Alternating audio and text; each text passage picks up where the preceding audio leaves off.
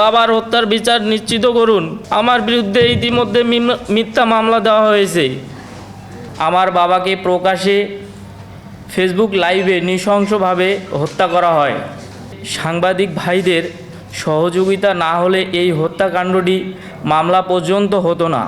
হক ফ্যামিলির জালে বন্দি পুরো পার্বতীপুর ফুলবাড়ী থানার মানুষ। পার্বতীপুরের দীর্ঘদিন ধরে হক ফ্যামিলির অবৈধ প্রভাব, রাজনৈতিক দৌরাত্ম্য এবং ভয়ঙ্কর সন্ত্রাসী আধিপত্য চলছে। বিশেষ করে 24 আগস্টের পর তাদের ক্ষমতার অপব্যবহার আরও ভয়াবহ বৃদ্ধি পায়।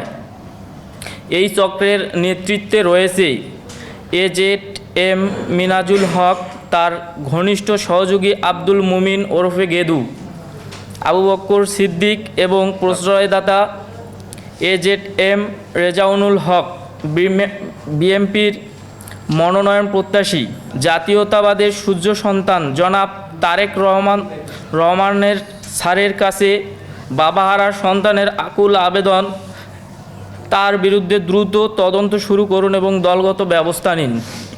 এই চক্র টেন্ডার, জমি ব্যবসা, বনভূমি, পাথর খনি সবখানেই তাদের আধিপত্য কায়েম করেছে। এলাকার সাধারণ মানুষ তাদের জিম্মি হয়ে পড়েছে। রেলওয়ে জমি দখল, ফসল নষ্ট, বাবার প্রতিবাদ এবং শেষ পর্যন্ত বাবার হত্যা। হক চক্রের রেলওয়ের জমি অবৈধভাবে লিজ নেয়, তারপর বিষ প্রয়োগ করে ফসল নষ্ট করে ফেলে। আমার বাবা যখন এই অবৈধ কর্মকাণ্ডের প্রতিবাদ করেন এবং থানায় অভিযোগ দেন, অভিযোগটি বিচার পায়নি, বরং একদিন পর আমার বাবাকে বেধড়ক মারধর করে হত্যা করা হয়। সব কিছুই সত্য। সংবাদ প্রকাশের পর মামলা হলেও তারপর শুরু হলো 45 দিনের সাজানো চার্জশিটটি দেওয়ার অপকর্ম। মধ্যপাড়া তদন্ত কেন্দ্রে আইসি উজ্জ্বল, পার্বতীপুর থানার ওসি আব্দুল মামুন, প্রশ্রয়দাতা AZM মিনহাজুল হক, এদের পরস্পর যোগ সাহায্যে মাত্র 45 দিনে চার্জশিটটি দেওয়া হয়।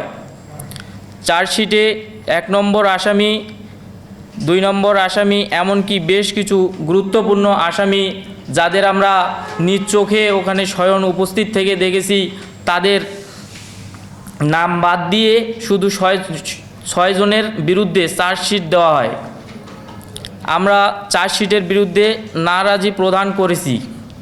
সম্মানিত জনাব জিদান আল মুসা স্যার, আপনি সদ্য দিনাজপুর জেলার পুলিশ সুপার হিসেবে দায়িত্ব পেয়েছেন। আমি যতটুকু জেনেছি আপনি একজন সৎ, সজ্জন ও ন্যায়পরায়ণ কর্মকর্তা।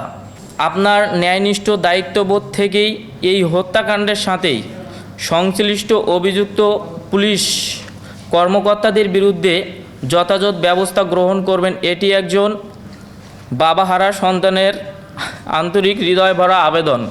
আপনারা উপলব্ধি করুন, এমন হলে আমার বাবার বিচার আমি কোনোদিনই পাবো না। তাদের ক্ষমতা এতটাই বেশি যে আজ যদি আমি কথা বলি, কাল আমারও বাবার মতো পরিণতি হতে পারে। ন্যায় বিচার দিন, আমার বাবার হত্যার বিচার নিশ্চিত করুন। আমার বিরুদ্ধে ইতিমধ্যে মিথ্যা মামলা দেওয়া হয়েছে।